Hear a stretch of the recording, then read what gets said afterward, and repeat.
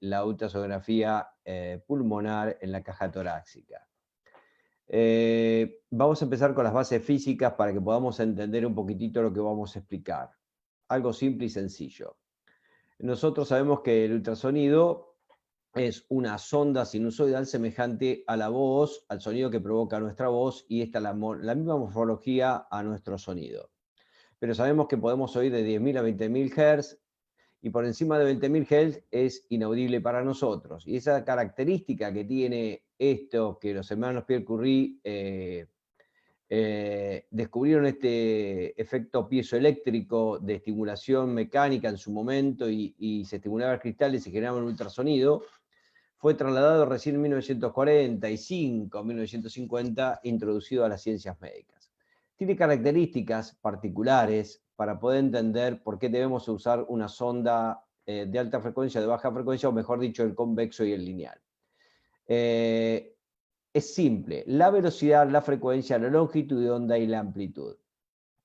Para poder propagarse y obtener información, lo único que requiere es agua. Por eso necesitamos poner gel cuando vamos a hacer el examen de la caja torácica o cualquier órgano que queramos evaluar. La velocidad, se vio que diferentes tejidos tienen diferentes interfaces, densidades, y por eso hay diferentes velocidades. Pero si yo tengo que acomodar cada vez que veo un órgano, acomodar las velocidades del hígado a 1550, pero está metido el riñón que tiene 1560, hubiera sido muy complicado. Lo que se vio que tabulando el aparato y estratificándolo en 1540 metros por segundo, la imagen se forma igual, por lo tanto la velocidad no es un problema. Nos olvidamos entonces de eso. La amplitud está relacionada con la profundidad que voy a llegar a cada estructura anatómica, a cada aparato, que va a estar de la mano con la longitud de onda, y estas son las dos características más importantes que tiene el ultrasonido, y por qué tenemos que saber esto o tenerlo de recuerdo, recordarlo de dónde viene. La longitud de onda es la distancia que hay entre onda sinusoidal y onda sinusoidal, entre cresta montaña y cresta montaña. Entonces, cuanto más se repiten por segundo, va a haber una alta frecuencia. Es decir, cuanto más se repiten, más pegaditas están por ciclo por segundo, es una frecuencia, se llama alta frecuencia. Cuando menos juntas están ciclo por segundo, tienen menor frecuencia. Entonces, ahí están los traductores que tienen de alta frecuencia y de baja frecuencia. Es decir, el traductor de baja frecuencia es el famoso convexo y va a tener mayor penetración. Y el traductor de alta frecuencia es el lineal y es el de alta frecuencia y va a tener menor penetración pero mejor calidad de imagen. Entonces, ¿para qué voy a utilizar esto? Y por supuesto, el de alta frecuencia y lineal voy a utilizarlo para evaluar la calidad, cualitativamente a la pleura, y el de baja frecuencia, es decir, el convexo, para ver lo que le está pasando al parénquima. Por supuesto, si yo en un paciente pediátrico, después depende de la anatomía, con un paciente pediátrico de 2 a 3 años, yo puedo hacer tranquilamente la ejecución y la escaneo de la caja torácica, porque es un paciente con anatomía muy pequeña. Pero si tengo alguna estructura de mucha profundidad que no me lo deja ver el lineal, paso al convexo. Es decir, esto es receta cocina, cocinero que piensa. Lo más importante es que en el ultrasonido en el pulmón genera artefactos. Hay artefactos fisiológicos, es decir, que nos van a decir que el pulmón está normal, que la caja torácica no presenta alteraciones, y por eso no es el aire, no es un enemigo. Eso lo descubrieron Lichtenstein y Volpicelli en 1998, en 1909, casi cerca del 2000, que el aire no es un enemigo, sino que a través de artefactos podemos analizar lo que le está pasando a la caja torácica. Es decir, que la ecografía pulmonar es un método simple y sencillo, se maneja con modo B, se maneja con megahertz y nada más. Y no debemos usar ninguna otra características que tenga el aparato. El armónico, que es un software que permite mejorar la calidad de imagen, pero sí es útil en abdomen, pero no útil en pulmón porque me disminuye los artefactos. Si yo me ocultan los artefactos, no puedo saber lo que le está pasando al pulmón. Por lo tanto, los artefactos fisiológicos o patológicos son los que nos van a salvar la vida del paciente. El primer artefacto fisiológico y normal que debemos tener presente es que cuando el ultrasonido, por esta reflexión, que es una característica propiedad del ultrasonido, atraviesa hígado, atraviesa diafragma y encuentra aire en la base pulmonar derecha y encuentra aire en la base pulmonar izquierda, genera el primer artefacto fisiológico que se llama la imagen especular, como si el hígado se continuara en la base pulmonar derecha, como si el vaso se continuara en la base pulmonar izquierda. Si esto no aparece, me está diciendo que a algo, a la base pulmonar le está pasando, sucediendo algo. Otra cosa característica y que nos va a dar un artefacto fisiológico, perdón, un artefacto ya patológico, es cuando el ultrasonido se desvía, nada lo detiene, y eso es el clásico ejemplo cuando yo introduzco en un vaso a medio llenar un lápiz, y eso se dobla, eso es un vicio de refracción. Pero esto, ¿cómo se comporta en el ultrasonido cuando encuentra líquido? Genera un refuerzo posterior, esto es una vejiga, me está diciendo acá que hay líquido, en la ultrasonografía no distingue si es orina, si es sangre o lo que es, pero sí lo que me está diciendo que hay pérdida de la imagen especular, hay refuerzo posterior, por lo tanto, esa base pulmonar derecha, algo le está pasando. Si este paciente se cayó de 5 metros, no va a haber otra cosa que nunca me puedo separar del contexto clínico del paciente, que es sangre.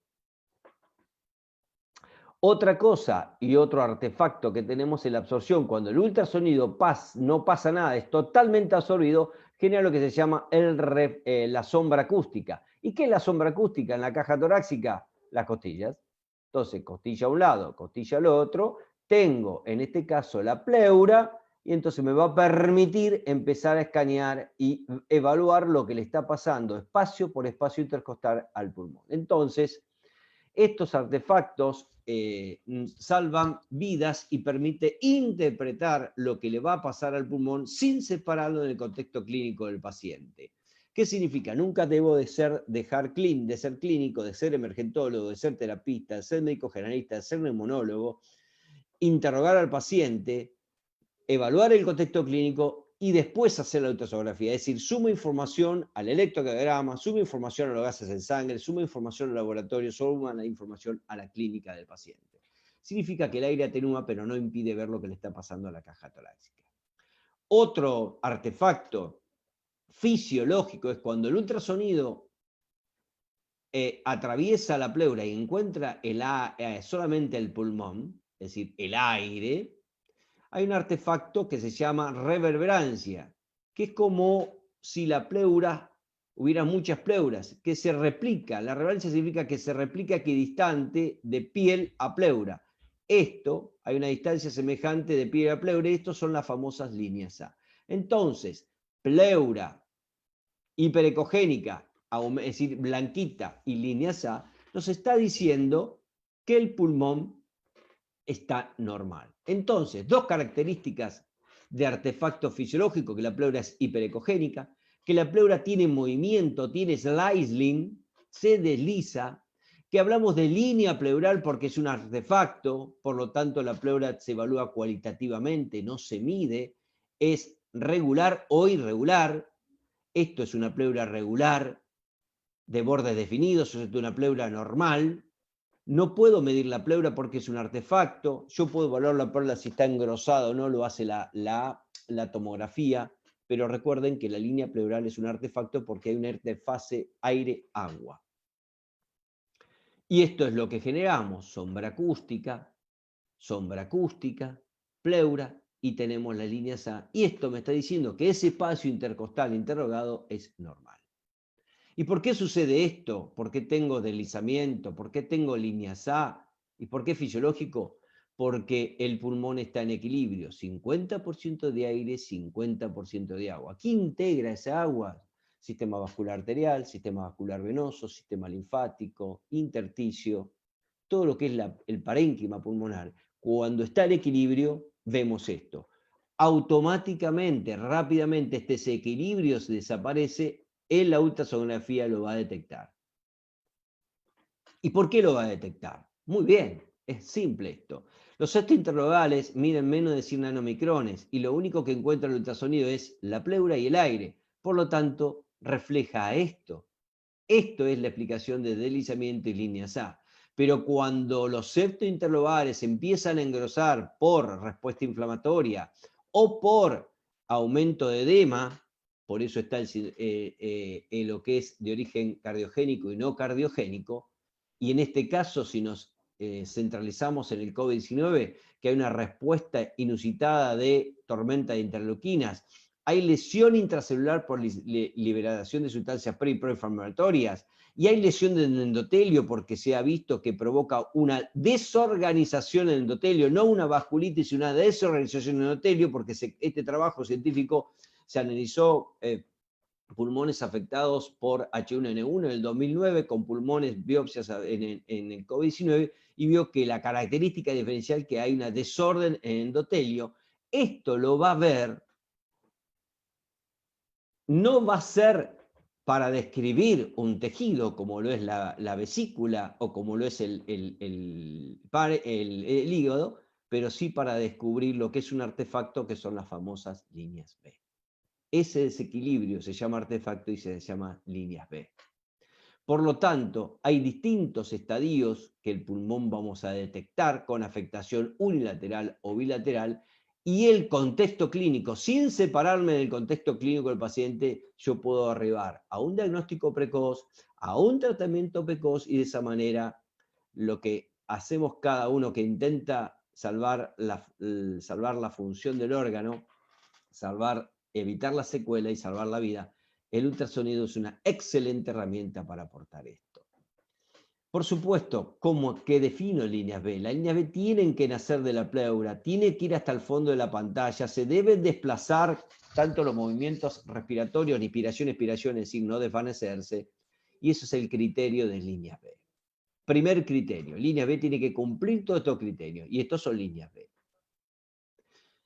Estos son diferentes estadios que diferentes patologías, por eso el contexto clínico es muy importante, me va a dar. Esto es un pulmón normal, porque está en equilibrio, pero cuando el agua empieza a predominar por cualquier causa, como es en este caso, veo líneas A, veo la pleura cualitativamente normal, es decir, regular, pero ya hay líneas B, escasas y coalescentes, y veo en el fondo líneas A. Eso es veremos si es unilateral será una cosa, si es bilateral será otra, y nunca me puedo separar del contexto clínico del paciente. Fíjense, acá en este mismo espacio intercostal, tengo pulmón normal, respetado con escasa línea B y líneas B muy coalescente, que hace un pulmón blanco. Fíjese la importancia que tiene la alta sensibilidad y la alta especificidad que tiene la ultrasonido. Y acá ya tengo otra cosa, ya es un pulmón blanco. Ya solamente veo la pleura y no puedo ver pulmón normal. O sea, hay una gran afectación, y esto no es lo mismo que fuera unilateral que fuera bilateral.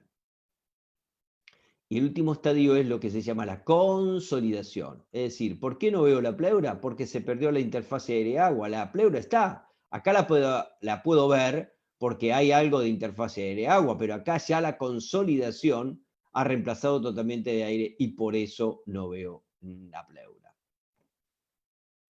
Otra característica que tenemos es el derrame pleural, ¿sí? Que por supuesto en el COVID-19 ya vamos a ver, no es frecuente, pero que esto también me provoca una consolidación. Por lo tanto, quien consolida son todo un montón de patologías que tenemos para el presente, por eso nunca hay que separarse del contexto clínico del paciente, y una consolidación es un estado o condición del pulmón y una patología.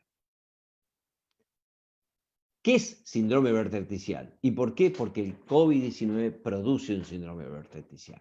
¿Cómo definimos el síndrome vertexicial? Primer concepto. Los septos interlobales están separados a no más de 7 milímetros. Por lo tanto, si yo veo líneas B muy separadas, no van a cumplir lo que se llama la afectación intersticial. Será otra patología con el contexto clínico del paciente, pero no puedo ver líneas B separadas porque los septos interlobales tienen una separación anatómica de menos de 7 milímetros. Primer concepto. Segundo concepto que tenemos que tener es que en mis pacientes, a veces en pacientes normales, en un 14% en jóvenes y un 28% en edad avanzada, yo en los últimos 2 espacios intercostales y a nivel de la línea axilar posterior, yo puedo ver estas líneas B separadas y no tienen ninguna patología en el paciente joven, pero si es un paciente añoso, lo que está hablando, y sobre todo nuestros pacientes hipertensos, y que la mayor parte por encima de 65 años tiene disfunción diastólica grado 1, eso es habitual encontrarlo, y al clínico o al cardiólogo esto le va a decir cómo tiene que reevaluar el tratamiento con antihipertensivos, si está respetando el tratamiento higiénico dietético o tengo que agregar diurético. Fíjense la importancia que tiene esto. Pero esto sí es diferente. ¿Por qué? Porque tengo líneas B contiguas, acá veo pulmón separada por pulmón sano y acá ya es un pulmón blanco. Esto sí cumple criterios para empezar a ver si va a ser definir que lo que estoy viendo es un síndrome vertical. Líneas B debe estar disolverse contiguas. Una cuestión que, repito, los septos interlobales están separados por menos de 7 milímetros. Entonces, estos son los diferentes estadios. ¿Y por qué lo pongo acá? Primero porque si yo tengo un síndrome vertical o tengo gran afectación pulmonar, esto cuando hablamos de reclutación, si yo empiezo un paciente con asistencia respiratoria mecánica y lo estoy ventilando con ventilación positiva o con BNI en algunos pacientes que tienen indicación, si yo estoy reaireando y estoy reclutando alvéolos, significa que mi tratamiento tiene que surtir efecto, esto que es pulmón blanco tiene que pasar acá, luego esto tiene que pasar acá y esto tiene que pasar acá, es decir, que tengo que empezar a aumentar la proporción de aire y disminuir la proporción de líquido. ¿Qué estoy adelantándome? Que es el único método que me sirve para ver si hay progresión o regresión de la enfermedad y para reevaluar mi tratamiento, señores. Por lo tanto, síndrome vertical es cuando encuentro 3 líneas o más de líneas B en 2 regiones bilaterales positivas de las 12 regiones que tengo que evaluar. Y ahora voy a explicar entonces cómo tengo que hacer la ejecución de la caja torácica para ver si lo que estoy viendo cuando tengo líneas B contiguas es un síndrome vertical o no. ¿Cómo es la ejecución? Tengo que hacer una ventana longitudinal y una ventana oblicua. No hay transversalidad, no hay transverso en el pulmón. ¿Por qué? Porque tengo que ponerme paralelo los espacios intercostales y los espacios intercostales son oblicuos.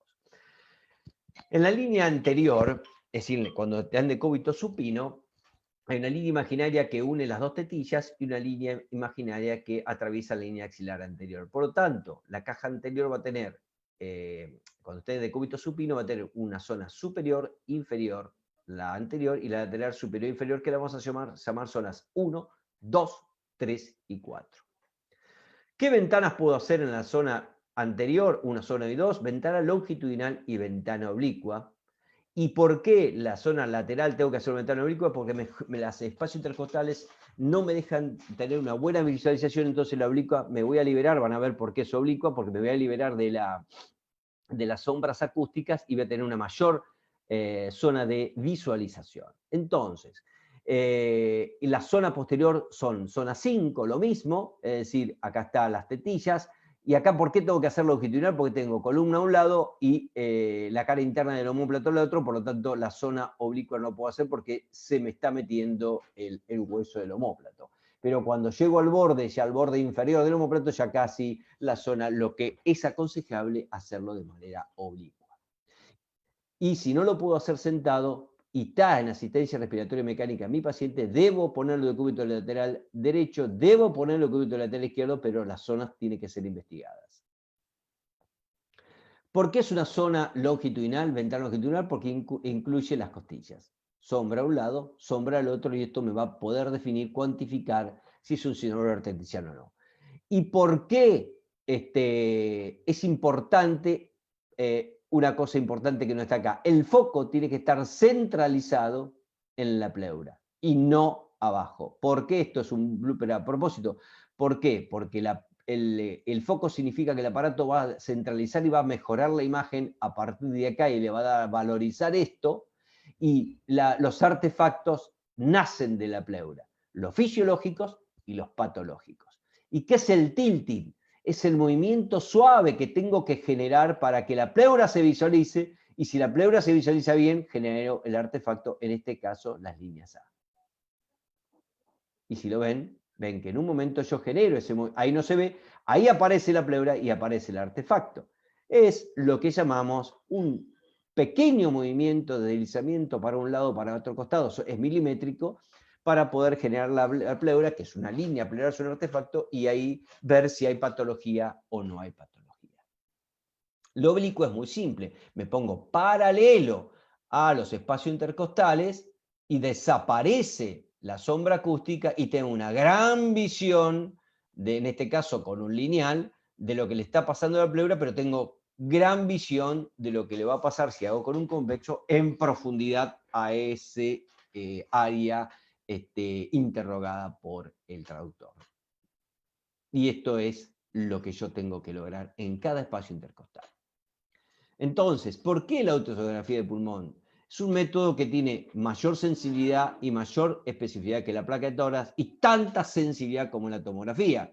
Entonces, yo no tengo que haber versus en las ciencias médicas. Yo tengo 55 años y me formé con la placa de tórax, pero cuando yo tengo un método que es superior con sensibilidad y especificidad, con valor predictivo positivo, que me permite un diagnóstico precoz, iniciar un tratamiento precoz, de todo beneficio para el paciente, tengo que capacitarme, porque todo en medicina es operador dependiente. Si yo no me entrené en el electrocardiograma normal, no sé lo que es un ritmo sinusal. Si no me capacité en lo que es una taquiarritmia regular, complejos finos, complejos anchos, bradiarritmias, tampoco voy a saber distinguir, y lo mismo sucede con los gases en sangre, proteinograma, etcétera, etcétera.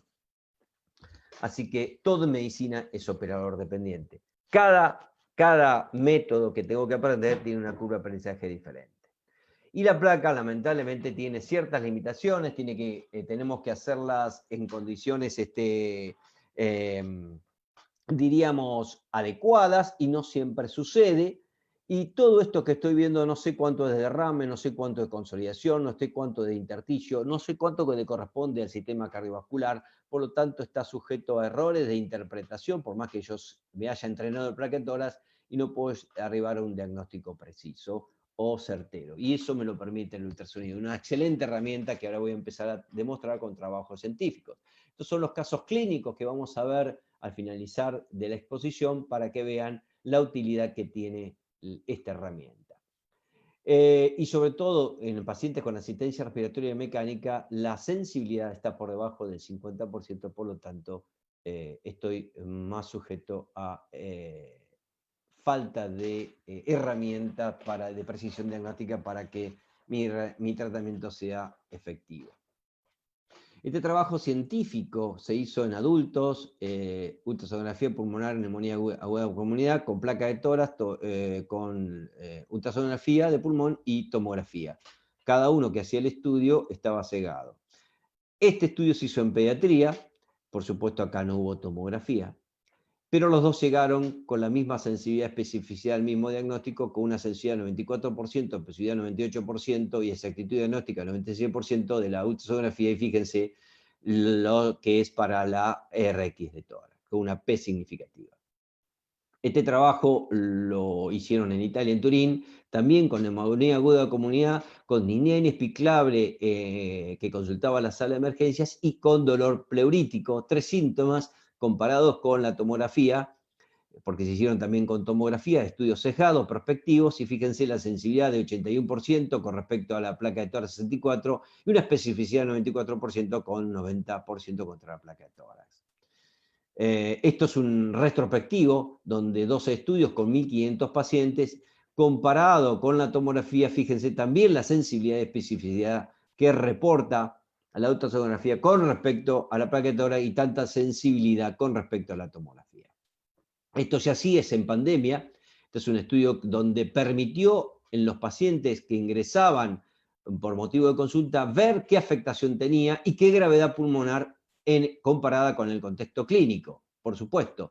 Y una vez cuantificadas las lesiones, permitió en el monitoreo, en el control de los pacientes, si había progresión o regresión de la enfermedad para reevaluar el tratamiento que iniciaron los COVID-19. O sea que ayudó a tomar decisiones después de ingreso al paciente en diferentes áreas, en área de clínica médica, terapia intermedia o terapia intensiva.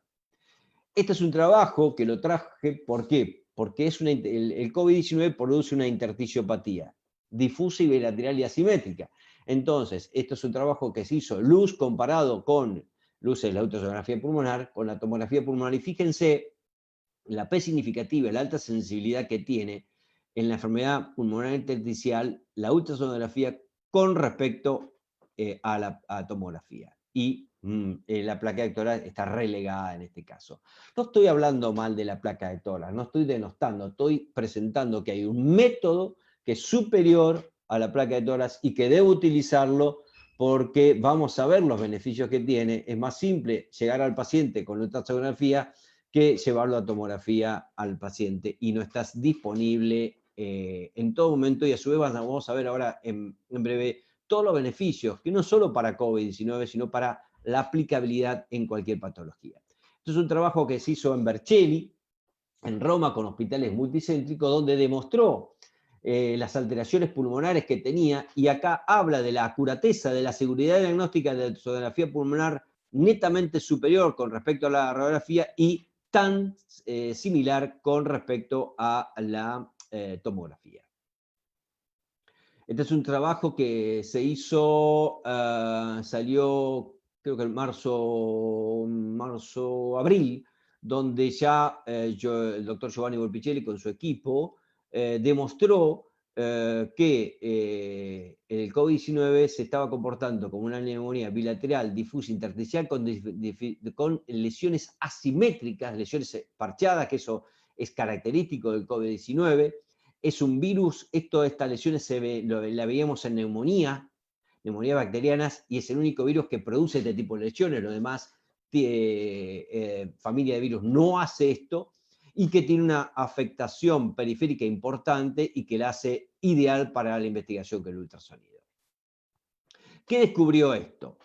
Primero, que cuando los pacientes te llegan rápidamente y te sobrecarga el sistema, no con 50 o 60, si te llegan 10 pacientes en una hora con afectación de cualquier origen pulmonar, en este caso ahora nos vamos a referir al COVID-19, es muy difícil primero llevarlo a todos a tomografía, y lo más importante que yo, desde el momento que ingresa mi paciente a la consulta, puedo empezar a identificar si tiene lesión o no, puedo estratificarlo y puedo iniciar el manejo inmediato de ese paciente, en este caso del COVID-19.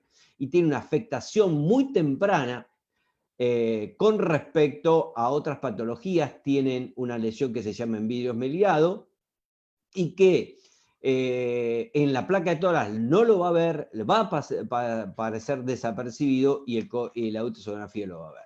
Entonces, también me permite evaluar cuánto de las 12 regiones exploradas tiene afectación pulmonar, y de esa manera, con el contexto clínico del paciente, yo puedo evaluar qué complejidad voy a introducirlo a mi paciente, a dónde tengo que llevar a ese paciente.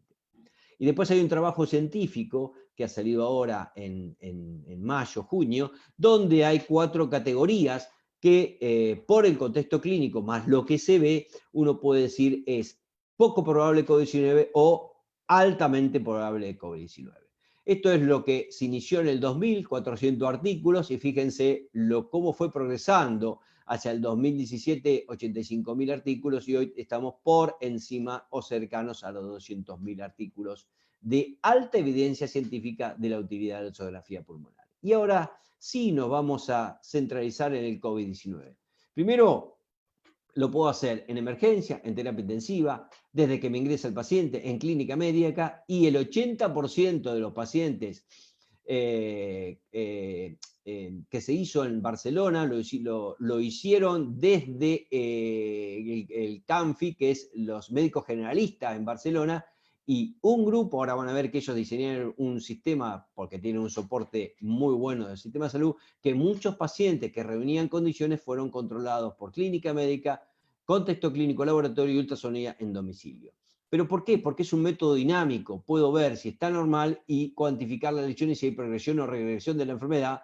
Es tan sensible como la tomografía, más sensible y específica que la placa de tórax. Es más fácil desinfectar un ecógrafo que desinfectar un tomógrafo con COVID-19. Pero en cualquier situación que yo tenga, sea en pulmón o sea en abdomen o cualquier consulta que me venga el paciente, yo tengo que preguntarme siempre esto: ¿quién soy? ¿Soy emergentólogo? En mi caso soy emergentólogo y estoy trabajando en una unidad sanitaria, estoy trabajando y colaborando y desarrollando la ultrasonografía en medicina general. Unidad sanitaria. Contexto clínico del paciente, debo interrogarlo, debo ocultarlo, debo palparlo, debo ver cómo comenzó esa sensación que tiene de falta de aire, si tiene fiebre, no tiene fiebre, si tiene oinofagia, si tiene anosmia, ese contexto clínico, y después hago la ultrasonografía. Analizar la imagen, cuantificar qué tipo de lesiones tiene, hacer el monitoreo de esa imagen. ¿Quién? Yo no. Por eso tiene que haber un equipo que tiene que, si va a clínica médica, tiene que saber ultrasonografía pulmonar, si va a terapia, tiene que saber ultrasonografía pulmonar, porque yo voy a describir qué tipo de lesiones, dónde están, qué tipo de medidas tenía, porque hay que medir. Vamos a ver que algunas lesiones hay que medirlas para ver si hay progresión o regresión de la enfermedad. E inicialmente tengo que hacer una evaluación multiorgánica, que significa ver cómo está el ventrículo derecho, ver cómo está el ventrículo izquierdo, ver cómo está la vena cava inferior, es decir, evaluar el estatus líquido de mi paciente. Y en algunos pacientes que tienen patología crónica, como puede ser fibrosis, colagenopatías o deterioro de la función sistólica inicialmente, a veces algunos pacientes, un 8 o un 10%, sí tengo que ayudarme con la tomografía de tórax. Entonces recuerden que un pulmón normal va a tener deslizamiento, sliding, y cuando está el 50 y 50% de aire y 50% de agua, van a estar las líneas A. Esto es normal, pero cuando esto se desequilibra, el agua empieza a predominar, en este caso por respuesta inflamatoria, por los 3 mecanismos que mencioné, vamos a ver diferentes patologías. Se ha visto que hay pacientes que, porque hay dos fenotipos, el H y el L, hay un fenotipo que genera mucha hipoxemia, con muy pocas lesiones y tiene mucha hipoxemia. No se sabe, se cree que por esto es la cascada de citoquinas combinada con la de desorden endotelial. Y hay pacientes que tienen muchas lesiones pulmonares, mucha afectación pulmonar, la hipoxemia es leve o moderada y evolucionan muy bien a pesar de que asusta lo que uno ve. Entonces, con criterios clínicos, con contexto clínico, con laboratorio y con la imagen, yo puedo hacer una evaluación y un monitoreo de mi paciente. Esto es lo que enseñamos en neumonía, los diferentes estadios que tiene la neumonía: edema, hepatización roja, hepatización gris, tiene un significado en ultrasonografía, la placa no lo ve, es vidrio enmelinado en tomografía, la ultrasonografía lo descubre, y recuerden que solamente va a ir a consolidación el 28% de los pacientes. El resto, cualquier patología, sea COVID-19 o sea neumonía bacteriana, va a tener 13 tipos de estadios que la ultrasonografía lo ve, es vidrio enmelinado en tomografía, y la placa tiene un silencio de un 60-65% en el COVID-19. ¿Por qué? Porque acá está, señores, en los primeros 7 días, con poca sintomatología, la ultrasonografía vamos a demostrarle, voy a ver lo que ve, la placa no lo ve, y después cuando empieza a progresar la enfermedad, sí hay diferentes lesiones que, de acuerdo a la cantidad y porcentaje de las regiones tomadas, sí va a coincidir el COVID-19 con la clínica. Es decir, cuanto más lesiones hay y más afectación de regiones comprometidas, realmente va a coincidir la disnea moderada o severa que tiene, y esa hipoxemia o ese trastorno en la inestabilidad hemodinámica que va a tener ese paciente. Porque es una tempestad Papsa o Crazy Storm, es una lluvia de citoquinas, y no sabemos para qué va a virar, para qué dirección va a virar. Por eso les decía, hay pacientes que tenían mucha afectación pulmonar y evolucionaron muy bien, y pacientes que tenían poca afectación pulmonar y rápidamente en horas evolucionaban tórpidamente y les iba muy mal.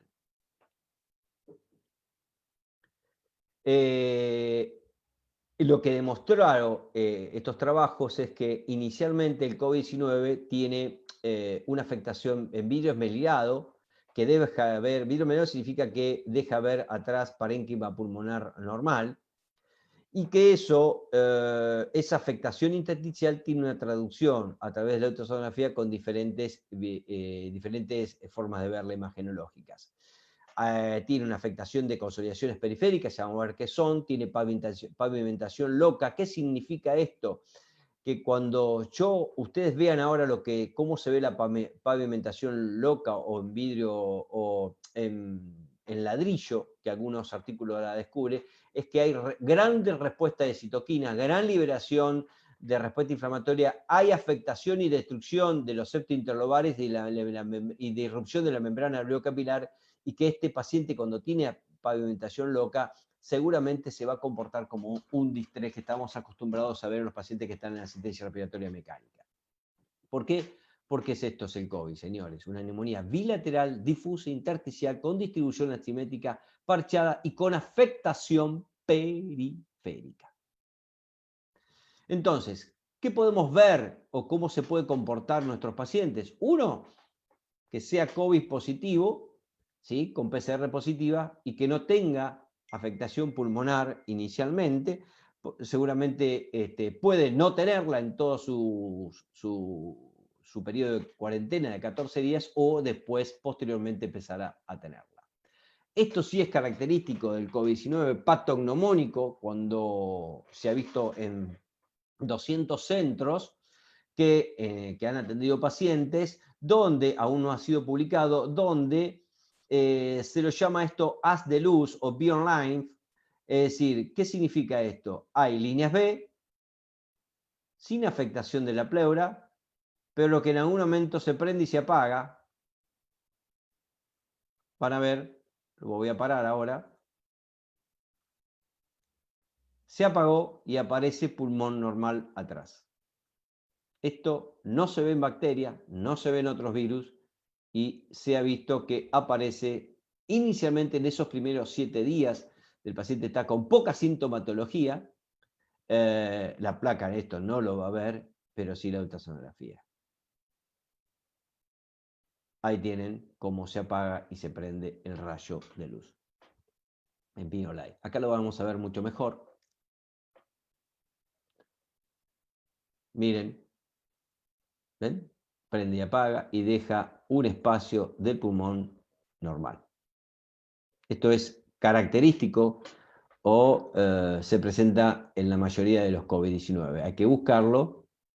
Esto lo puede producir una bacteria y lo produce el COVID-19. ¿Qué tenemos acá? Tenemos la pleura sin afectación, veo líneas A y veo líneas muy coalescentes en este sector y poco coalescentes en ese sector, que pueden ser de presentación unilateral o bilateral.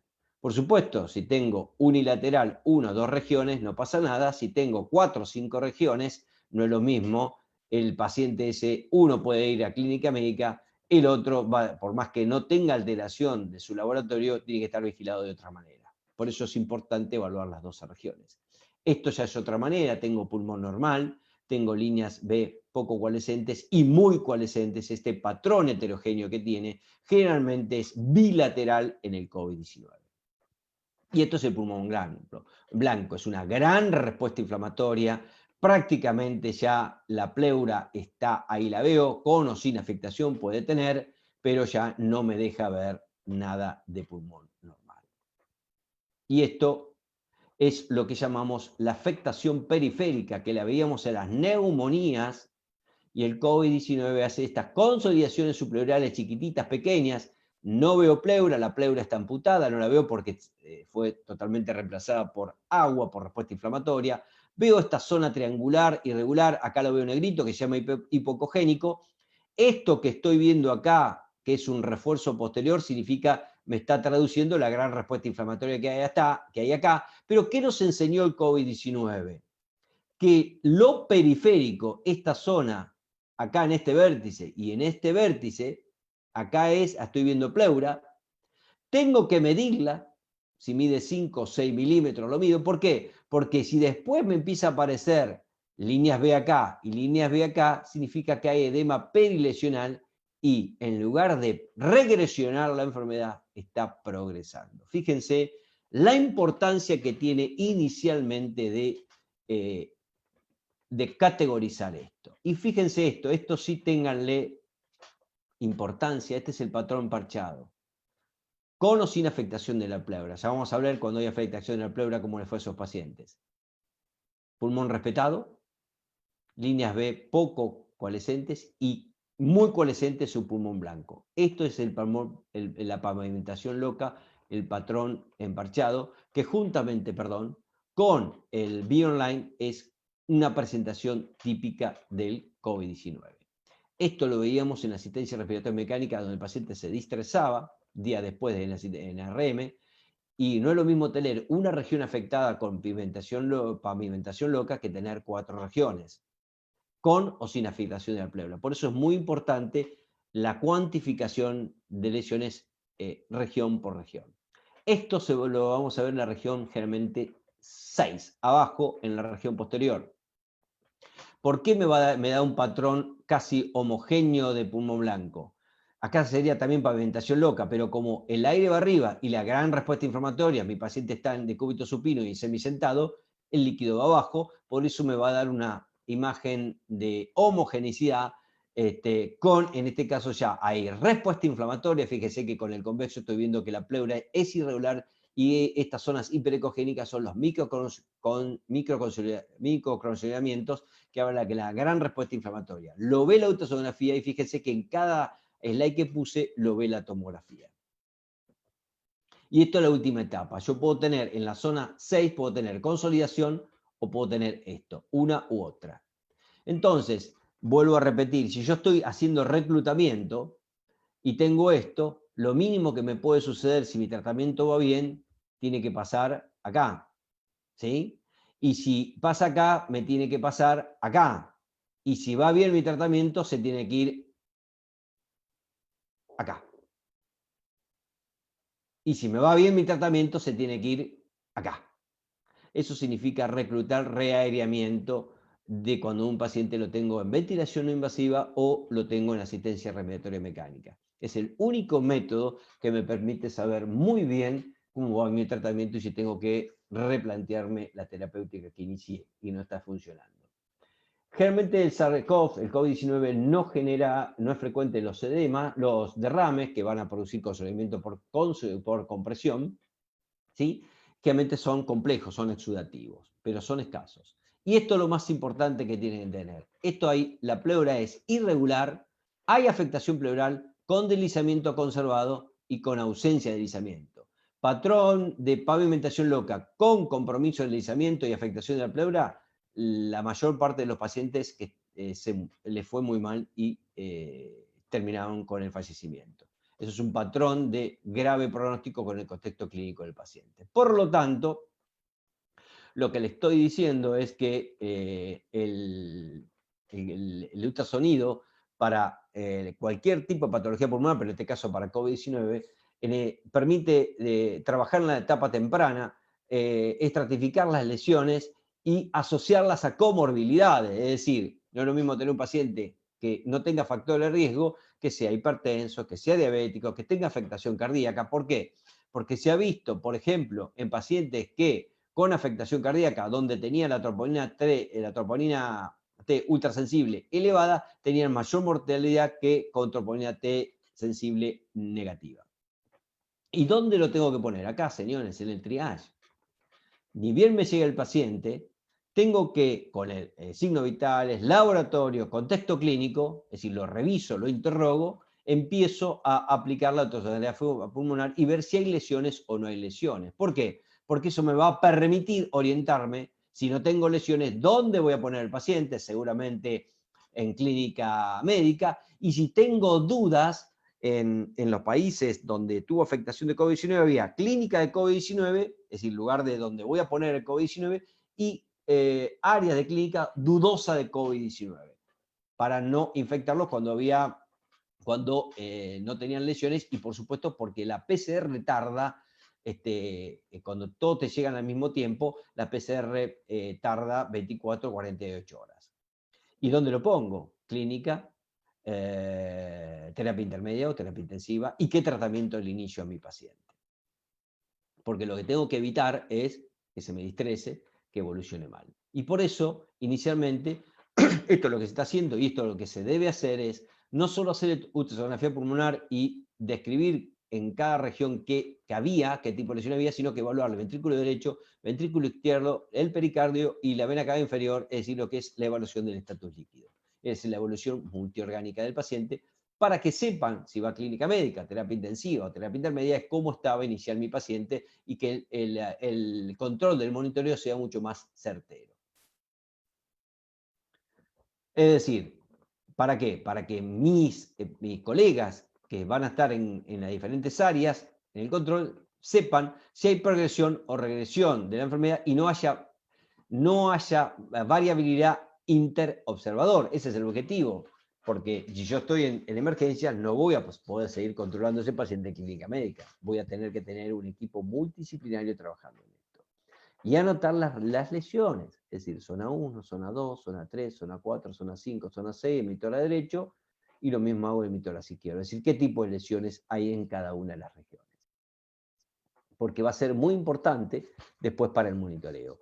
Y sobre todo si el paciente tuvo que tener presión positiva en vía aérea por distintos mecanismos o si fue a asistencia respiratoria mecánica, ¿no? Y sobre todo si se distresa para el reclutamiento, que ya hablé un poquitito algo de lo que es muy mínimamente lo que es reclutar.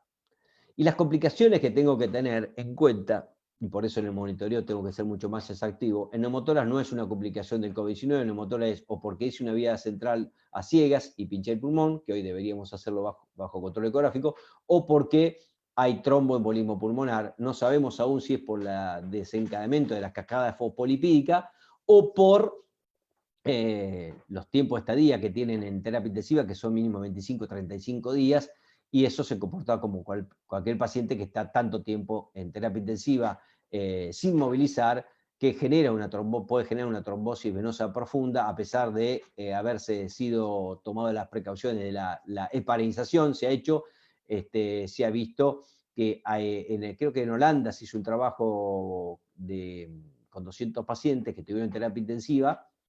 35% de estos pacientes tuvo tromboembolismo pulmonar, y de estos pacientes que tuvo tromboembolismo pulmonar, el 28 o 29% hizo trombosis venosa de la vena poplitea, es decir, los miembros inferiores.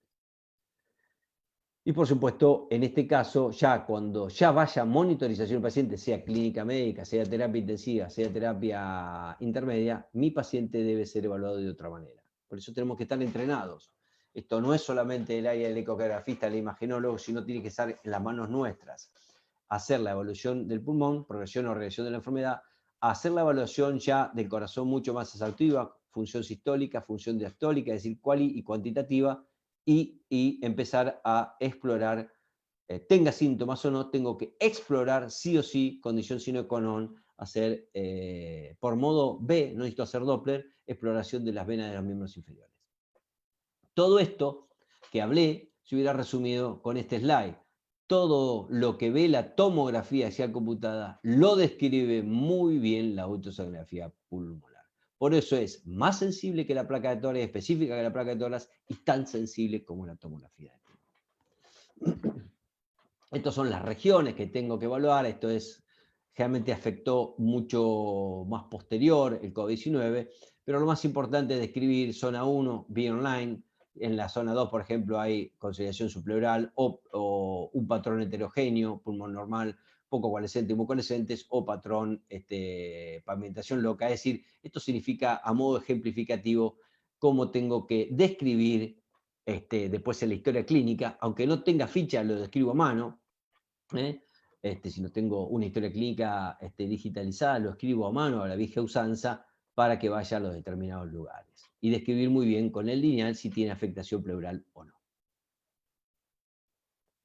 Es importante todo esto porque es un proceso evolutivo rápido y tiene una disociación clínico radiológica, ¿no? Clínico-ecográfica.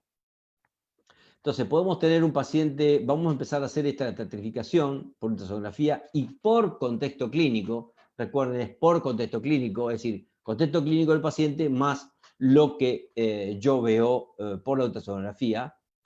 Puedo ver un pulmón normal, entonces, de acuerdo al sistema de salud, puedo ver en algunos países el tratamiento era ambulatorio porque lo podían controlar. En nuestro país, y específicamente en mi ciudad, Ciudad Azul, este paciente tiene que ser internado en el hospital en una sala de clínica médica de COVID-19.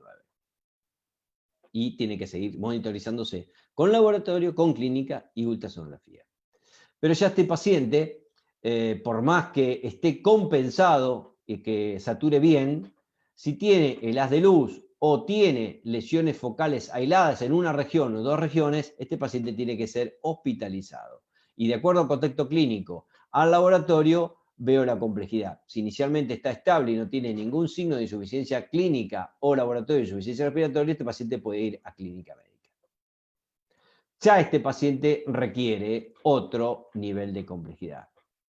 Tenga pulmón blanco, tenga esto, pulmón normal, poca línea B y líneas B muy coalescentes, y consolidaciones subpleurales, pueden tener 4 o 5 consolidaciones subpleurales unio bilaterales, y tiene 1 o 2 regiones en otro lado con este tipo de líneas B coalescentes, es decir, esto encuentro consolidación subpleural, por ejemplo, en zona 1, 2 de emitoras derecho.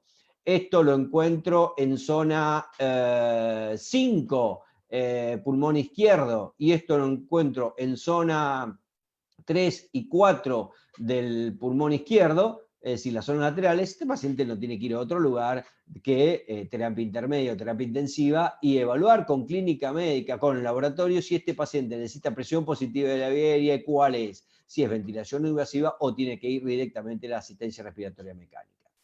Pero cuando ya se presente esto, generalmente el COVID-19, cuando tiene este tipo de lesiones, la pavimentación loca, con consolidaciones subpleurales y con afectación de la pleura, la clínica coincide con lo que estoy viendo. Este paciente tiene una insuficiencia respiratoria severa, moderada, severa, y no tiene otra cosa que ir a terapia intensiva con asistencia respiratoria mecánica y evaluar si necesita sustancias vasoactivas o no.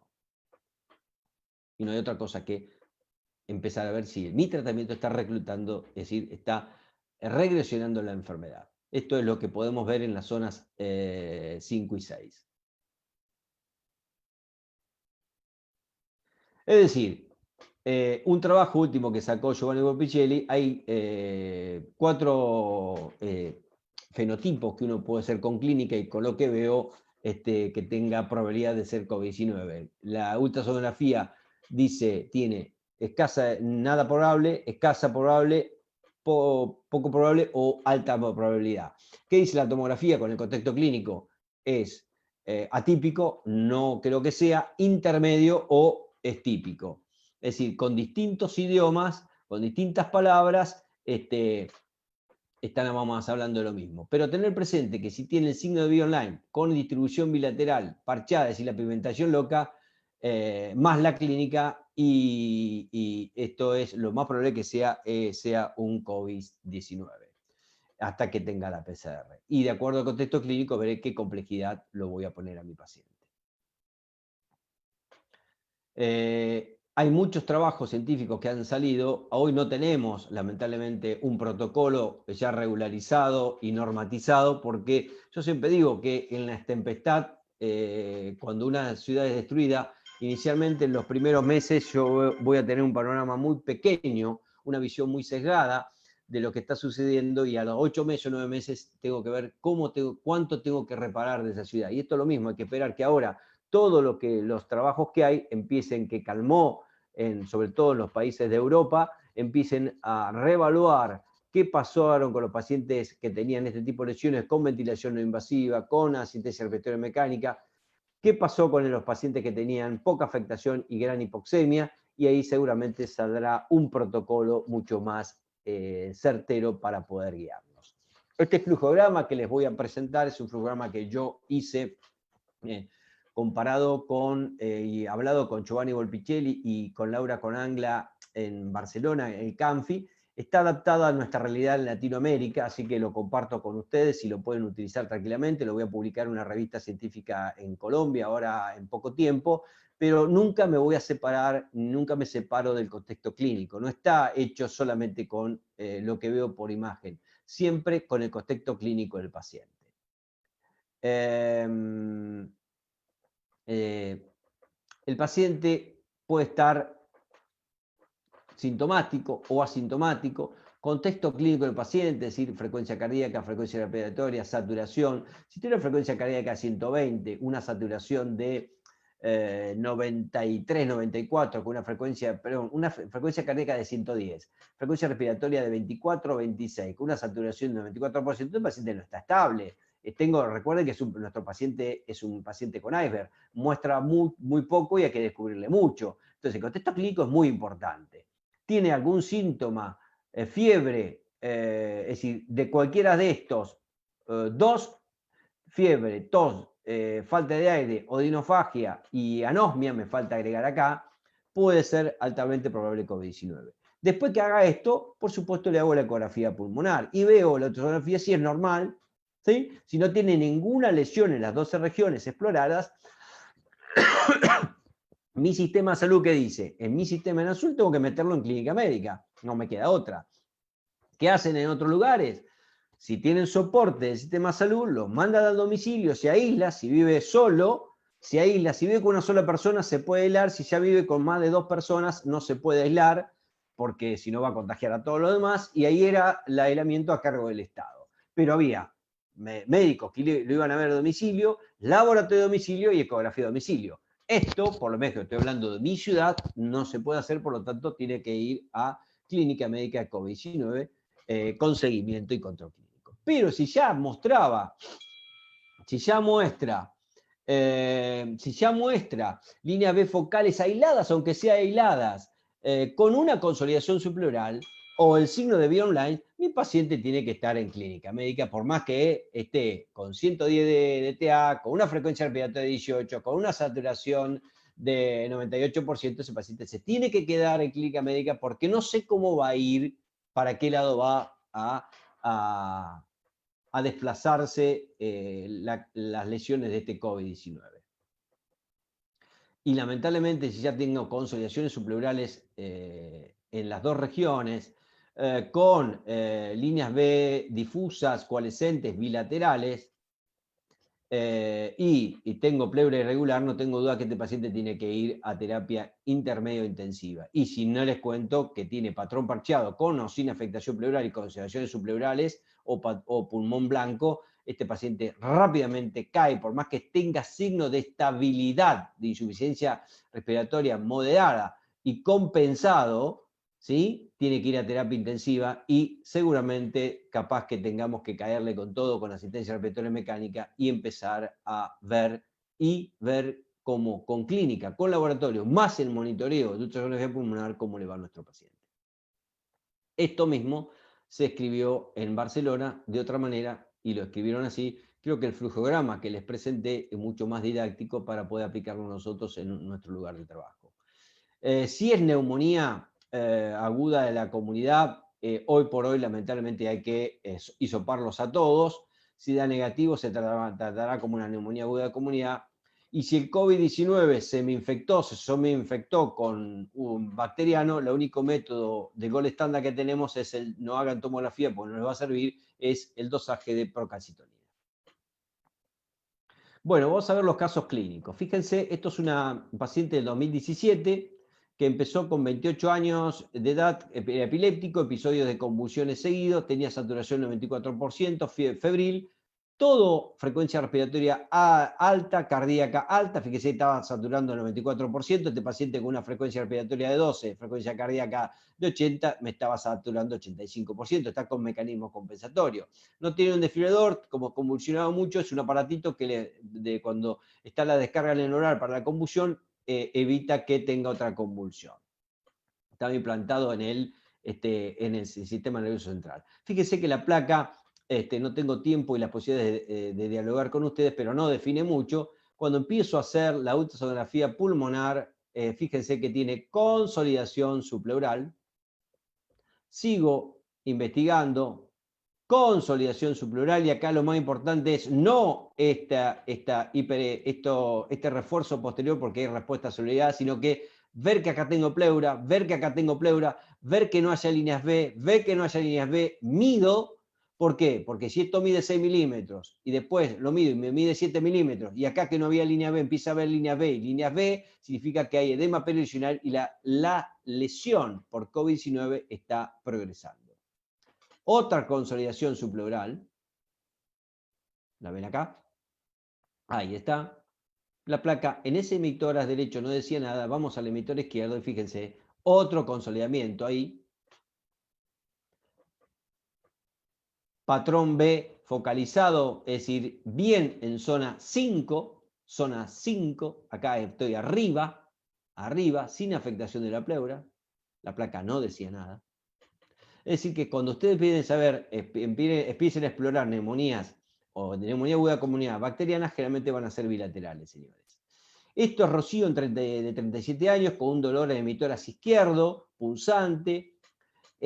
¿Por qué pongo en dudosa la fiebre? Porque creo que la paciente, a veces los pacientes no manifiestan bien. Tenía para mí equivalente febril y para mí tuvo fiebre, no lo interpretó. Hay una zona acá dudosa en el bronco vascular derecha y aumento de la trama broncovascular en el lado derecho, pero tampoco me define. Y si esto hubiera sido, yo lo hice en 2017 esto, si esto hubiera sido ahora, es un COVID-19 hasta que se demuestre lo contrario. Fíjense en zona 1 y 2 la afectación que tiene este patrón con línea B casi un pulmón blanco, con afectación de la pleura. Si yo le pongo lineal ahora van a ver que esto va a tener afectación de la pleura. Acá estoy en zona 3, es decir, zona lateral superior derecha. Acá tengo en este espacio intercostal la afectación no hay afectación de la pleura, acá hay afectación de la pleura. Fíjese, en un mismo espacio, en un mismo corte, tengo afectación pleural. Y atrás en zona 5, fíjense cómo tiene este patrón de líneas B bien pseudo homogéneas, porque hay respuesta inflamatoria, y cómo está con los microconsolidamientos y la afectación de la pleura que tiene. Y acá está, me voy al lineal y veo que tengo deslizamiento conservado, pero tiene microconsolidamientos con líneas B, por supuesto, que es una gran respuesta inflamatoria, y con la línea pleural irregular. Y nos vamos al izquierdo, y fíjense, en la zona 1 está normal, y la zona 3, arriba al costado, tiene afectación pleural con líneas B coalescentes. Lo mismo sucede abajo, en la zona 4. Pero fíjense qué interesante que esta zona no solo tiene esta afectación de líneas B coalescentes, sino que estoy viendo, ahora les voy a mostrar, consolidaciones subpleurales ahí. Lo bueno que tiene el aparato es que cuando ustedes frisan, movilizan el trackball y tenemos 10 o 20 segundos grabados, por lo tanto puedo analizar tranquilamente lo que estoy viendo. Lo mismo que hacen los imagenólogos con la tomografía. Miran. La única diferencia es que nosotros apagamos el ecógrafo y tenemos que informar. Y ellos pueden consultar al de al lado, al de al lado y al de al lado, o mandarla por vía internet y consultar. Nosotros apagamos el equipo, estamos al lado del paciente y tenemos que informar lo que le está pasando. Esto es zona 5 y 6, o sea que esta Rocío era una neumonía de comportamiento atípico, germen atípico, pero mis compañeros le pidieron tomografía, pero yo 2 horas antes describí lo mismo y descubrí lo mismo y dijo la tomografía. Conclusión, neumonía bilateral. Este es un paciente con COVID-19 positivo que lo voy a explayar, ven que no tuvo afectación inicialmente ni tampoco durante su control. Estuvo internado en la sala de clínica médica de acá del Hospital Pinto de Azul y en ningún momento hizo lesiones pulmonares. Todo pulmón normal. Sin afectación de la pleura. Fíjense, esta es una pleura normal. Pleura regular, bien hiperecogénica de bordes definidos. Ahora vamos a presentar un caso clínico de Ecuador, en el Hospital Moscoso de Cuenca, Ecuador, donde imagenólogo doctor Francisco Fancán, que está empezando a hacer ultrasonografía pulmonar a través de capacitaciones que yo voy a dar en Ecuador. Es importante que los imagenólogos se han unido con nosotros. Esta paciente tuvo fiebre, cefalea, mialgia, por supuesto COVID-19 a las 72 horas fue positivo, la tomografía mostró un montón, la placa no dijo nada, y la ultrasonografía, señores, hizo el signo de Bjorn, ahí lo ven, pero otra cosa más, fíjense. Consolidación subpleural. Así que en una misma región tiene dos tipos de lesiones. Acá ya el patrón es más de intersticiopatía, fíjense cómo son líneas B contiguas, sin afectación de la pleura, pero por eso es distribución bilateral, asimétrica y de comportamiento diferente. Acá estamos en la zona 5, perdón, la zona 6, que tenemos una gran consolidación que si se hubiera hecho el corte en sentido, perdón, longitudinal, en sentido oblicuo, yo hubiera evaluado mucho mejor esta consolidación. Esto es un caso clínico que me comparte el doctor Giovanni Botticelli, una paciente de 35 años de edad, que ingresó con insuficiencia respiratoria leve moderada, por supuesto fue a terapia intensiva, se le hizo todo el requerimiento, inicialmente creo con ventilación no invasiva, y van a ver qué pasó. Empezó con el signo de Bjorn, lo ven ahí, pero tenía muchas regiones tomadas con el signo de Bjorn, es decir, que por eso fue a terapia. No era una sola región, sino tenía de las 12 regiones, tenía prácticamente 8 regiones tomadas. Acá está otra vez el signo de Bjorn, ¿sí? Empezó con hipoxemia. La paciente terminó en asistencia respiratoria mecánica. Fíjense cómo evoluciona tórpidamente en horas, afectación de la pleura, ya un patrón emparchado, con consolidaciones subpleurales, ya compromiso de deslizamiento. Ya cuando hay compromiso de deslizamiento, afectación de la pleura, emparchado, pigmentación loca, al paciente le va mal generalmente. Esta paciente hizo una trombosis venosa de la vena poplitea, hizo un TEP, se paró y se murió. Lamentablemente, a pesar de haber hecho todo, fíjense, el COVID-19 es una crazy storm, una tempestad loca. Bueno, nosotros ya he terminado, ahora sí, estoy sujeto a preguntas de ustedes, estoy a su disposición. Y comenzamos en agosto el primer diplomado en ultrasonografía pulmonar y corazón en Argentina, en el norte, en el NOA y para toda Latinoamérica. O sea que estamos fortaleciendo San Juan, Catamarca, Jujuy, Santiago del Estero y Tucumán.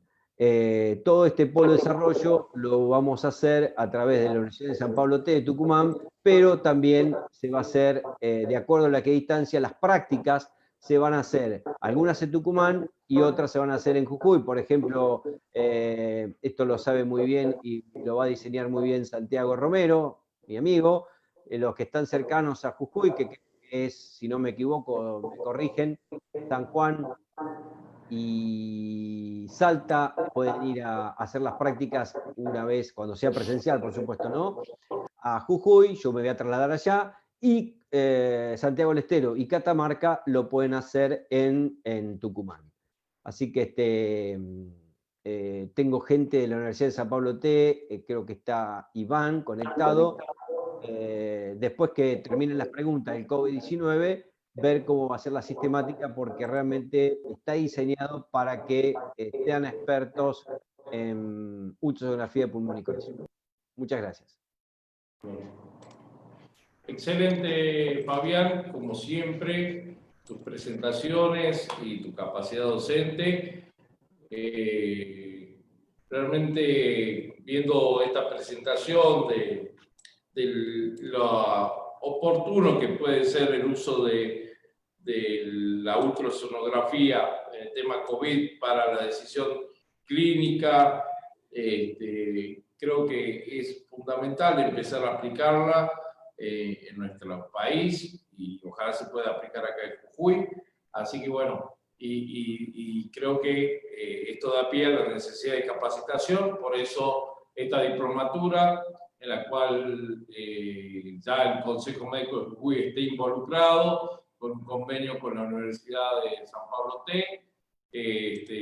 Así que los interesados de la provincia de Jujuy se deben comunicar con nosotros. Ya hoy vamos a ir publicando los requisitos de inscripción y además van a tener un beneficio a través del convenio que se hizo de la provincia de Jujuy, Consejo Médico de Jujuy, con la universidad. Así que, bueno, Iván está en línea. Iván Pajoda es el representante de la Universidad de San Pablo T. No sé si, Iván, ¿quieres agregar algo sobre la metodología de inscripción?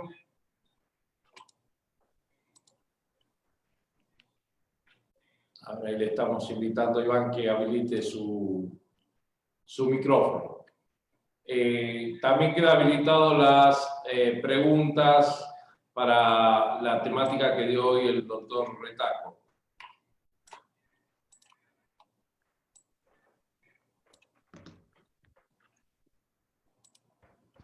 Vamos a aclarar, hubo un inconveniente en la provincia de Jujuy con internet. Hubo algunas personas que no pudieron ingresar porque se cortó el servicio en algunas zonas.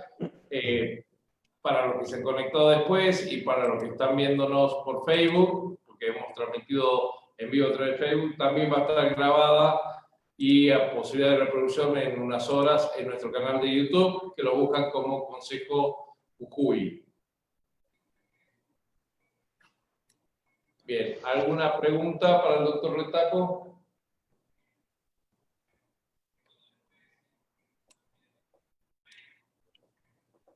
Hay una pregunta, Fabi, en el chat que dice lo siguiente. ¿Me escuchas bien, Fabi? Sí. Bien. La pregunta dice así. ¿Qué libro recomendaría el RUMAC o Middleton? No, para pulmón no es eso. Esos son para ecografía general. El RUMAC es muy grande. Para empezar, ecografía general, el Milton. Pero para ecografía pulmonar, en realidad hay artículos, lo más importante, está el libro de Lichtenstein, que es muy bueno, es muy grande, pero generalmente uno con artículos empieza a entenderlo mejor. Una vez que empieza a hacer el curso, el libro de Lichtenstein hay que hacerlo después. Bien. Pero el Milton para ecografía general está muy bueno. Bien, acabas de responder perfectamente la pregunta, porque después aclaró que preguntaba para ecografía general, así que le has respondido anticipando, como la ecografía, anticipando la sintomatología, vos anticipaste la pregunta. Así que bueno,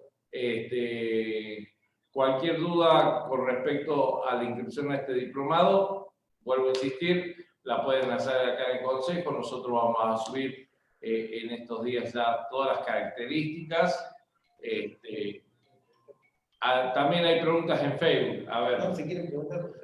Si quieren preguntar en Facebook también pueden hacerlo. Hay gente también en paralelo, Iván, Fabián, en Facebook, viendo, porque como se cayó internet en varias zonas de Jujuy, lo han podido enganchar a través de Facebook a la exposición. Cabe destacar que como decía Fabián, este diplomado va a contar en una primera etapa teórica y luego sí una práctica, que van a ser 2 centros, uno en Tucumán y otro en la provincia de Jujuy. Así que recomiendo a los colegas, sobre todo en la provincia de Jujuy, aprovechar esta oportunidad, porque van a tener la posibilidad de tenerlo a Fabián acá en nuestra provincia, a la par suyo, dando la práctica. Así que es imperdible, es imperdible. Sí les voy aconsejando, por una experiencia ya en las clases de Fabián, hacer un entrenamiento maratónico de resistencia, porque Fabián es una topadora a la hora de estar dando clases, se apasiona y no para ni para tomar un vaso de agua. Eso sí se los aclaro, pero es para sacarle jugo a Fabián. Las experiencias que hemos tenido con él en Ecofast, en emergencia, han sido maravillosas. Y lo digo yo, que soy psiquiatra, pero que he estado ahí a la par, y realmente lo que se aprende al lado de Fabián es impresionante. Es un gran amigo, por eso lo dice. No, ¿Alguna pregunta sobre COVID-19? Si no, empiezo a explicar el diplomado, pero me gustaría que pregunten algo sobre el COVID-19. Háganlo por chat, de última, y lo leemos. sí, acá estoy leyendo el chat.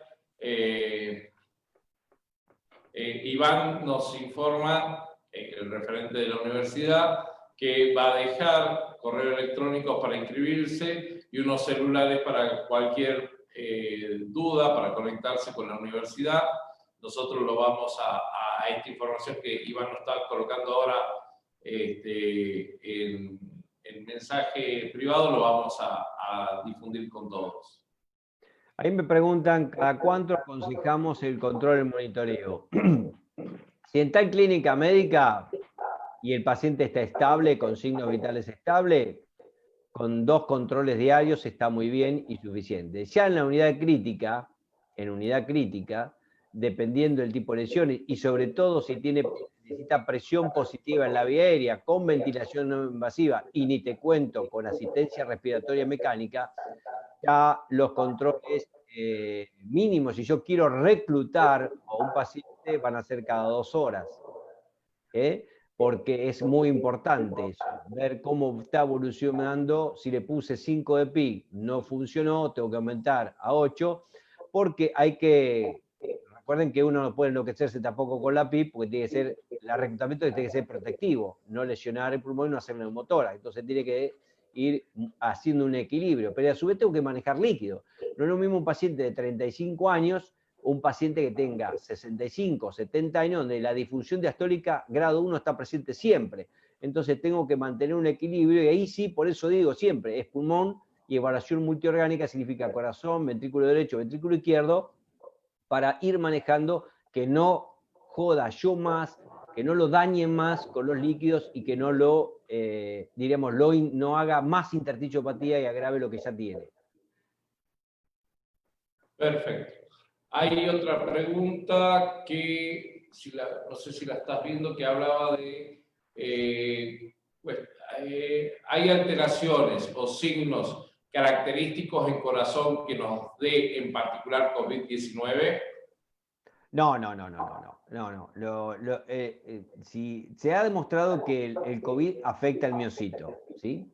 Si yo tengo un paciente que inicialmente, por eso cuando yo pongo el triage, fíjense que hacía pulmón y corazón, evalué la función sistólica, evalué la función diastólica, con método simple, no estoy hablando que tengo que ser un ecografista, con el convexo, con el cualitativo y con el modo M puedo hacer elevación del anillo mitral, elevación del anillo tricuspidio, fracción de acortamiento, y si me da eso todo normal, los parámetros normales, función sistólica está normal.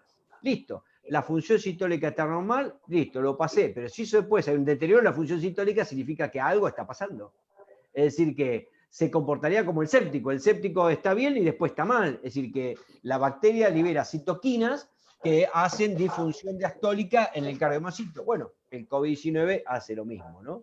Si ya tiene una disfunción diastólica previa, que me ingrese un paciente con disfunción sistólica o diastólica previa, mido, y si tengo historia clínica previa, veo lo que tenía, y si tenía una disfunción diastólica sistólica, por ejemplo, leve y ahora está moderada, significa que esa patología pulmonar, posiblemente COVID-19, lo está descompensando aún más. Perfecto. Agradece quien hizo la pregunta la respuesta, querido Fabián. Bueno, ahí van en el chat general del Zoom, ha puesto tanto los teléfonos como el mail de consulta. Voy a leerlo para los que están en Facebook. El mail de consulta es informes@USPT Universidad San Pablo T, uspt.edu.ar. y los teléfonos a consultar son el 381-626-6870 o 386-563929.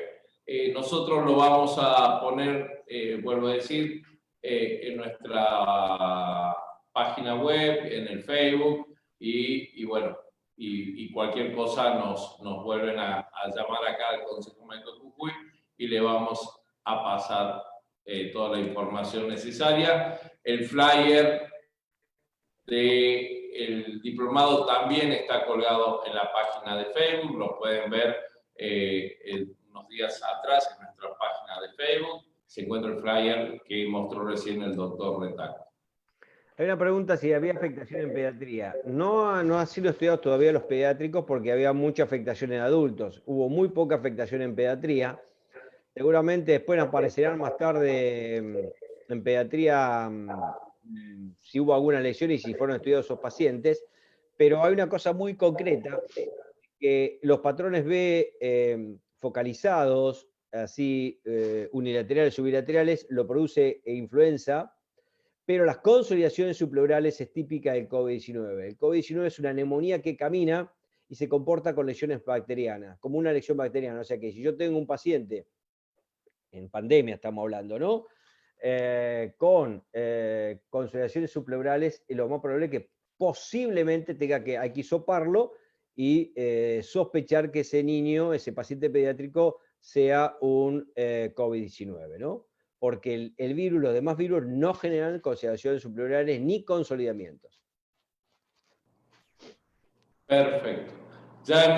En Facebook ya está publicado toda la información que nos mandó de teléfonos, emails y Iván, así que lo pueden obtener de ahí. Así que bueno, esto es una invitación a este diplomado. Vuelvo a recalcar, la provincia de Jujuy, el Consejo Médico de Jujuy participa avalando este diplomado junto con la universidad.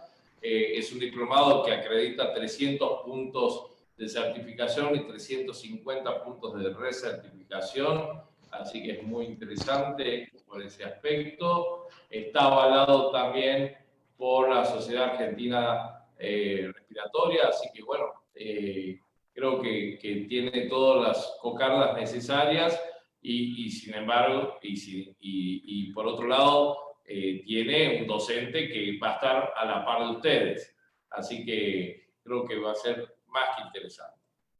Yo les voy a explicar ahora entonces, y si surgen preguntas yo las voy contestando COVID-19, cómo va a ser la sistemática, qué va a ser siempre después para el año que viene, porque el COVID-19 nos generó aprovechar todos estos sistemas de Internet. Se va a dictar una vez al mes, va a ser los sábados, creo que de 8 a 8:30 a 13 horas, la clase teórica. Se da la clase teórica y al mismo tiempo se da videoimágenes del módulo. Terminada cada clase se da espacio a las preguntas, se descansa, por supuesto, de esas 4 o 5 horas se descansa, y después hay casos clínicos del tema. Durante la persona que justo ese sábado tuvo un inconveniente, van a ser todos los primeros sábados de cada mes, tuvo un inconveniente, va a quedar grabada esa clase y después lo asincrónico significa que se va a poder meter en el programa, en el MET de la universidad, en la plataforma, y va a poder ver la clase. Es decir, el que por un inconveniente X no pudo ese día participarla, va a poder ver entera la clase grabada. Pero al mismo tiempo se van a subir las clases en PDF, o sea que no solo pueden escuchar mi clase al mismo tiempo o asincrónico en tiempo, no en tiempo real, sino que lo pueden ver otro día, sino para que al mismo tiempo que están viendo la clase pueden ver el PDF, o sea que doble sistema de aprendizaje. Yo voy a hacer después videos, cómo usar el aparato. El aparato tiene muchos botones, pero siempre se manejan 4 o 5 y nada más. Y todos los aparatos tienen los mismos botones. Uno a la derecha, a la izquierda, arriba, al costado, pero son los mismos botones. Eso son los mismos botones. Voy a hacer un video para que lo entiendan, va a estar colgado. Voy a hacer un video cómo se hace un examen, porque voy a dar trauma en politraumatizado y forma parte del hemotora, en el hemotora, pero tienen que ver abdomen, si hay líquido libre o no. Eso también va a haber un video explicativo, así como poner el traductor en sentido longitudinal, en sentido oblicuo, en sentido transversal. Es decir, que va a haber todo hasta que venga la etapa presencial. Es decir, que vamos a tratar de reemplazar, hasta que venga la etapa presencial, todo lo que sea lo más didáctico posible para que ustedes lo puedan repetir.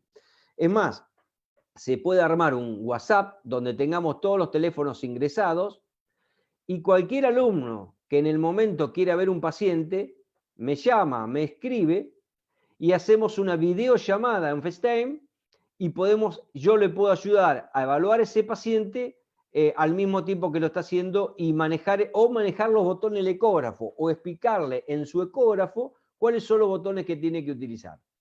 Es decir, está diseñado para que esto se aprenda o se aprenda. En la etapa presencial, la clase teórica, los de Jujuy no van a tener que ir a Tucumán, la van a escuchar, yo estando de Tucumán, un día antes o un día después voy a ir a Jujuy y vamos a hacer las prácticas allá. Si podemos ir, el sistema de salud lo permite ir a un hospital del paciente, lo vamos a hacer con paciente. Si no, tanto en Tucumán como en Jujuy vamos a conseguir paciente que tenga patología respiratoria crónica, EPOC, esclerodermia, fibrosis, todo lo que sea, y vamos a practicar en Tucumán, en la Universidad de San Pablo T, y en Jujuy podemos hacerlo en el Consejo Médico de Jujuy. La estrategia de quién va a ir a Jujuy, después se lo va a coordinar ahí Sebastián Romero, y quién va a ir a Tucumán por la distancia, creo que, como dije, creo que Catamarca, si no me equivoco, Catamarca y Santiago del Estero puede ir a Tucumán, y el resto, San Juan, Salta, puede ir a Jujuy.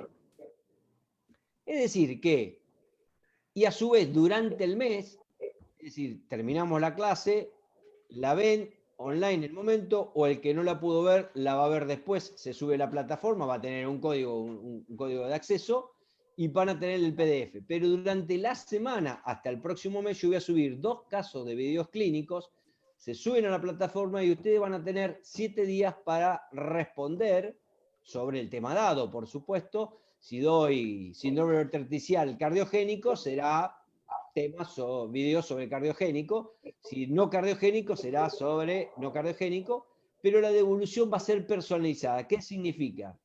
Que si Sebastián Romero, no le voy a contestar en el grupo, yo tengo que devolverle a Sebastián Romero lo que hizo bien y lo que tiene que corregir. Primero, una cuestión de respeto a cada uno, porque nadie se tiene que enterar cómo le fue a Sebastián Romero, por una cuestión de, somos grandes a veces los médicos y no nos gusta que nos corrijan. En nuestra mentalidad, a mí no me, yo, por ejemplo, a mí me gusta que me corrijan permanentemente, pero bueno, no todo el mundo es igual, entonces uno tiene que ser, tiene que ser personalizado, y aparte por una cuestión de respeto, es decir, bueno, Sebastián, no, esta ventana que hiciste, o esto es así, es cardiogénico por esto, por esto, por esto, y es no cardiogénico por esto, por esto, por esto. Lo cardiogénico lo respondiste bien, entonces te pediría que si podés hacerme unas ventanas para no cardiogénico, cuando tengas un paciente que tenga una fibrosis, cítalo. Y fíjate, si no podés hacer los videos, bueno, me llamás y yo por teléfono te ayudo a hacer video e imagen. Es decir, van a tener todas las facilidades para que esto sea un éxito y puedan ser expertos en pulmón y corazón. Creo que resumí lo que es un diplomado, que no hay diplomado de este sistema con esta curva de aprendizaje, para que terminados los 6-7 meses realmente puedan utilizar el aparato. Recuerden, el aparato es estúpido, el que es inteligente es uno. Nosotros somos los inteligentes. El aparato muestra algo que tenemos que saber interpretar nosotros. Creo que fui claro, no sé, Sebastián. Perfecto, como siempre, muy claro, Fabián. Así que bueno, quedan abiertas las vías de comunicación, tanto con nosotros, el Consejo Médico de Jujuy, como con la Universidad de San Pablo T. Ya está publicado, vuelvo a insistir, en Facebook todos los mails y teléfonos de la universidad. Y bueno, Iván me pide que aclare que para la inscripción solo hay que completar un Word que se les va a ser enviado por vía electrónica una vez que tomen contacto. Así que la oportunidad está y creo que es un gran desafío y es una herramienta que nos va a dar a poder tener gente formada en Jujuy en esta área, muchas, no solo por COVID, ¿no? Sino por todas las situaciones, patologías que podemos hacer mucho más práctico a pie de, como digo yo siempre, a pie del paciente, ¿no? Sin tener que llevarlo a radiología y tener mucha más frecuencia de control. Así que quedan invitados todos a participar. Fabián va a seguir, obviamente, como docente en distintos temas también, que lo vamos a ir convocando, pero esta diplomatura creo que le va a dar un marco muy interesante, sobre todo, además, una certificación universitaria y un reconocimiento desde el Consejo Médico de Jujuy. Así que, y para los de las otras provincias también, se está generando los convenios con los distintos colegios y consejos, así que eso también va a ser así. Así que, bueno, los esperamos. Mirá, y quiero agregar otra cosa. Lo más importante, que esto fue idea de Sebastián Romero, no mía, a mí me tocas un poquitito y me embalás rápido. Lo que queremos desarrollar es el NOA. Basta de federalismo y de centralismo porteño. Yo no soy porteño, soy de la provincia de Buenos Aires, pero trabajé en Buenos Aires permanentemente. ¿Qué significa desarrollar el NOA? Que tanto San Juan, Catamarca, Santiago del Estero, Salta, Jujuy, Tucumán, trabajemos de un mismo idioma, incorporando la ultrasonografía en todas las áreas. Hoy está el diplomado 1 de pulmón. El año que viene largamos también de abdomen y todo el resto, para hacerlo en 2 etapas y no canse tanto. Pero a su vez, lo que está como yo me formé con Giovanni Volpicelli y doy cursos con él en Europa y en Latinoamérica. Les cuento 2 minutos. Él me ofrece trabajar y quedarme allá cuando hice la rotación 2 meses con él en el 2018 y yo le digo que no por una cuestión personal, que soy hijo único, realmente no me puedo ir. Me hubiera encantado. Entonces él me dice, bueno, vos vas a ser mi embajador en Latinoamérica y desarrollemos todo ahí. Entonces la idea es traerlo el año que viene a Giovanni Volpicelli, que venga con Giovanni Ferrari, que es un terapista, un neumonólogo que hace mucho lo que es sobre diafragma, y empezar a hacer trabajos multicéntricos con el Hospital Maresiano de Turín y el Hospital Luigi Gonzaga Volpicelli. Pero a su vez, hay otra cosa, es que los mejores, no los mejores por nota, sino los que realmente se comprometan y tomen la decisión de ya utilizar la ultrasonografía como método sumatorio y infaltable en el examen clínico del paciente, vamos a poder rotar con Giovanni Volpicelli, van a ir conmigo a Turín y con Giovanni Ferrari. Ya está, eso es una realidad. Por supuesto, tenemos que pagarnos el pasaje y la estadía, pero después estar allá con ellos 15, 20 o 30 días, lo que ustedes quieran, es un condimento diferente. Y a su vez, Giovanni Ferrari, que es un neumonólogo del Hospital Maresiano de Turín, quiere que su equipo médico venga al norte. ¿Por qué? Porque dice que no solo se aprende todo en Francia y en Estados Unidos, que también las cosas que nosotros estamos haciendo con menos recursos, a ellos les sirven. Y que nosotros podemos ir también el tiempo que querramos al hospital de ellos. Por supuesto, es un convenio de director a director, de consejo médico a director del Hospital Maresiano de Turín, que es fácil de hacer, pero fíjense que ellos quieren venir con nosotros. Es decir, te voy a dejar que vengas, pero también permitime ir, me están pidiendo. O sea que no es solamente un diplomado lo que vamos a tener, y por eso es fortalecer el NOA a partir de ahora, y que esto no sea un diplomado que empiece y termina, sino que continúe. Es decir, Retaco tiene un tiempo útil, no voy a acertar siempre, porque la idea es que la materia prima, que los norteños, el NOA, empiecen ustedes, puedan dar los cursos de pulmón y diplomado 1 y diplomado 2. Yo en algún momento me voy a retirar de esto y voy a estar contento que mis discípulos o gente de mi riñón haga lo mismo que yo estoy haciendo con ustedes. Hay una cosa y termino. Una vez mi maestro ecografista me dijo, ¿cómo te puedo agradecer lo que hiciste por mí? Y él me contestó, lo más importante que le puede suceder a una persona que quiere enseñar, encontrar a otras personas que quieren aprender. Y ese es el objetivo de todo esto. Excelente cierre, Fabián. Bueno, vamos a dar terminación a este webinar. Agradecer a los participantes, agradecerte a vos, Fabián, y bueno, invitarlos al próximo webinar, el sábado que viene, a las 10 de la mañana, ultrasonografía en el politraumatizado sistemática en el siglo XXI. Así es, vamos a estar subiendo el flyer, si Dios quiere, ya el día lunes, que nos lo va a pasar Fabián. Y bueno, le va a encantar al cirujano que tenés al lado. Hay 4 tipos de neumotórax. Yo voy a dar uno solo, pero hay 4 tipos de neumotórax. Sí, bueno. Sí, vamos a empezar a usar una herramienta que nos era vedada para el pulmón. La teníamos fuera de la caja de herramientas y la verdad que está mostrando que tiene muchas virtudes ocultas. Bueno, habrá que empezar a pulirlas. No, el COVID-19 lo que hizo es ponerla, es decir, muchachos, no duden más con la ecografía, nos está diciendo el COVID-19, no duden. Eso es lo que nos generó, lamentablemente, algo muy negativo, muy desastroso, porque realmente destruye no solo vidas humanas, sociales, un montón de cosas ha generado este COVID-19, pero le ha generado algo positivo. No duden más de la ultrasonografía pulmonar, empiecen a usarla. Si no es medicina del siglo XX o medicina del siglo XXI, esa es la realidad que hoy está en marcha. Así es, así es. Bueno, muchas gracias a todos. Nos vemos y el sábado que viene, politrauma y ecografía. Vamos por el NOA.